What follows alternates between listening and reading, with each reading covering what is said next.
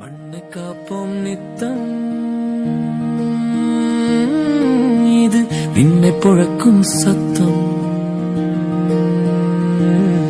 வந்தே மாதரம், வந்தே மாதரம், வந்தே மாதரம், வந்தே மாதரம்.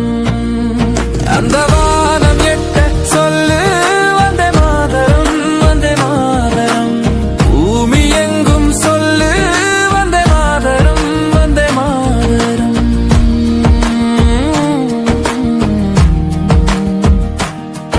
எங்கள் மொழிகளோ நூறு, வந்த வழிகளும் வேறு, இருந்தும் இணைத்தது யாரு?